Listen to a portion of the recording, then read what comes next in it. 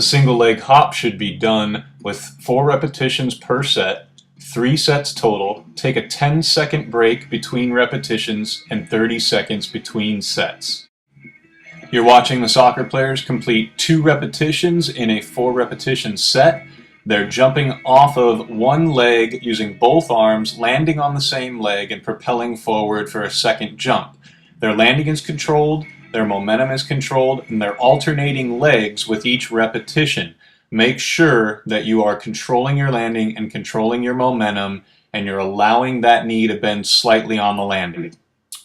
The lateral push-off should be done with 2 sets per leg with 4 double jumps per set, 30-second rest between sets.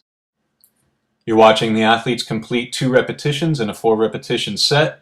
Their feet on the elevated surface are the ones that are controlling the amount of work that they do. They're taking 10 seconds of rest between each repetition in this 4 repetition set. They will alternate legs each set so that their right leg and their left leg each get 2 sets of work. The double leg hop is a 4 repetition per set exercise with 3 sets total, 10 seconds of rest between repetitions, and 30 seconds of rest between sets. On the double leg hop, just like the single leg hop, you want to make sure that you're getting a quick double jump in, minimal time on the ground in between jumps. It is a double arm action jump. What you're watching here is the athletes complete 1 repetition here. They're going to turn and come back for their second repetition 10 seconds after they completed their first. As much height and distance as they can get with each jump, using both arms, propelling themselves forward. That is 2 repetitions. They'll have 2 more to complete set number 1. The double leg vertical jump is also a 3-set, 4 repetition per set exercise, 10 seconds of rest between reps, 30 seconds of rest between sets. To complete the double leg vertical hop, start in a comfortable position as you do with the rest of the plyometrics. Make sure that you are using both arms to explode off the ground with as much force to get as strong a vertical jump as you can. Rest 10 seconds, get into your second repetition. What you're watching here is a complete set from the athletes. They're going to complete 4 repetitions here. Again, making sure that you are controlling the way that your knee bends when you land. Always control the way your knee bends. It should bend over your foot, not inside of it or outside of it, and it should not extend beyond your toes. The double leg zigzag hop is a jump that requires 3 sets, 3 repetitions per set. 6 jumps equals 1 repetition. Okay, you're going to watch the athletes here complete a couple of repetitions. Here, Tanner French is moving laterally over a 12-inch high object. So find something that's a minimum of 12 inches high.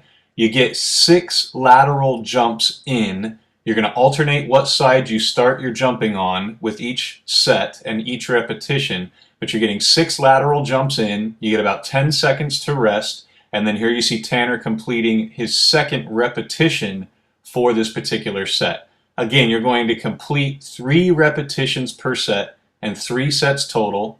You want to have 10 seconds of rest about in between each repetition, and then you want to have 30 seconds of rest in between each set.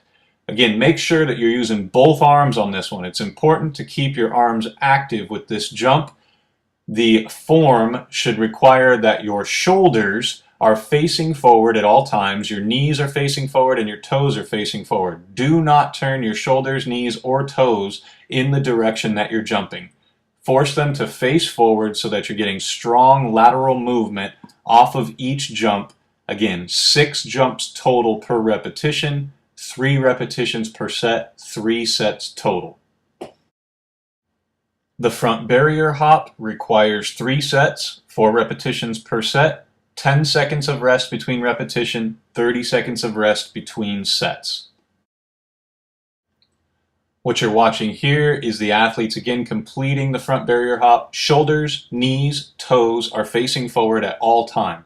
They're all going to complete repetition number 1 of this first set. Tanner French gets about 10 seconds of rest before he circles back around, gets back to the first barrier and jumps over it again. As you can see, you're getting as much height as you can, shoulders, knees, toes, all square. All right, so Tanner's coming around. He's going to get back to the front and he'll complete his 4th repetition, and the line of everyone behind him will complete their 4 repetition for one single set of the front barrier hop. They need to complete 2 more sets for 3 sets total.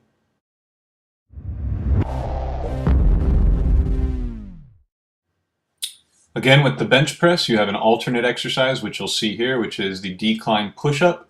Make sure that you pay attention to the form that's discussed as the bench press is being completed in this video. Here you see Scott Gross starting his workout with his first set of bench press. He's going to complete as many as he can in 30 seconds. His head, upper back, and lower back are touching the bench, and both his feet are on the ground. If you don't have access to a bench press, you can see Jared Brace here doing the decline push-ups. His feet are elevated. He's keeping his back straight. His butt is in line with his shoulders, and he's going to complete as many repetitions as he can in 30 seconds. Rest 30 seconds after you complete the bench or the decline push-up. Your next exercise, the seated ab row. Pay attention to the form that you see the athlete doing in this video. Complete as many as you can in 30 seconds. Here you see Jared Brace on his second exercise. He's going to complete as many ab rows as he can in 30 seconds. The only body part that touches the ground is his butt, and he keeps his legs extending as his lower back and upper back extend backwards, and he brings them together for 1 repetition. Now you're going to rest 30 seconds, and you're going to do alternating lunges. Pay attention to the form that the athlete completes here. You are now 2 minutes into your exercise routine before you start alternating lunges. Here you see Ryan Candela completing alternating lunges with weight. If you don't have weight, then you can complete the alternating lunges without any additional weight, with your body weight being all the weight that you're using. That's what you see here. Ryan Candela is doing the appropriate form. He has his knee staying above the foot that is the active leg. He's not allowing his knee to bend inside or out, and it won't extend beyond his toes. After your 30-second rest, after alternating lunges, you're going to complete supinated grip pull-ups. Pay attention to the form that you see Tanner French and Scott Gross do here. Supinated grip is your palms facing you. As you see here, Tanner French, his palms are facing him. He's getting as many repetitions as he can in 30 seconds. For a different angle, you can see Scott Gross here. He's allowing his elbows to bend beyond 90 degrees per repetition. Okay, so you'll rest 30 seconds after pull-ups, and you'll start your 5th exercise, hip sled or squat. You're going to work for 30 seconds here. Pay attention to the alternate exercise you can do if you can't get to a weight room. Here you see Matt Marquette doing the hip sled. He is pushing a reasonable weight that he can do as many times as possible in 30 seconds. If you cannot find a hip sled machine, you can see Cole Dolly here just doing a standard prisoner squat. Again, he doesn't allow his knees to extend beyond his toes. His knees don't bend inside or outside, and he gets as many as he can in 30 seconds. You can complete the hanging straight leg raise from any set of parallel bars. You'll see the athletes here using an actual dip machine to complete the exercise, but you do not need a dip machine. Find any parallel bar. Here, Ryan Candela keeps his legs straight, his knees are locked, and he's raising them straight out in front of him, working on his lower abdomen muscles, his upper hips, trying to complete as many repetitions as he can in 30 seconds. The next exercise is the tricep pushdown, or if you don't have access to a weight room, it's the tricep press. Both examples of exercises will be seen here, so you do not need a weight room to complete this exercise. On a cable machine, you see Tanner French completing the tricep pushdown. His elbows remain in the same location, and the only thing moving is his forearm and his wrists. Complete as many as he can in 30 seconds. If you cannot have access to a machine, then you can do the tricep press. Find an elevated surface, allow your upper arm, your tricep and bicep to get parallel to the ground, and then push yourself back up. To work your hamstrings, you can do a hamstring curl if you have access to a gym, or you can do a hip raise, which you'll see Ryan Candela do here. Make sure you have an elevated surface to complete the hip raise. Here you see Matt Marquette completing hamstring curl. His chest, abdomen, and thighs rest on the machine while he uses a weight he's comfortable with to complete several repetitions of the hamstring curl. Here, Ryan Candela is demonstrating what you can do if you don't have a hamstring curl machine. Rest your heels on an elevated surface and raise your hips with your shoulders and neck and head resting on the ground. The standing calf raise can be done on a machine or with just your body weight on an elevated surface. Here you'll see both demonstrated, again, as many repetitions as you can in 30 seconds.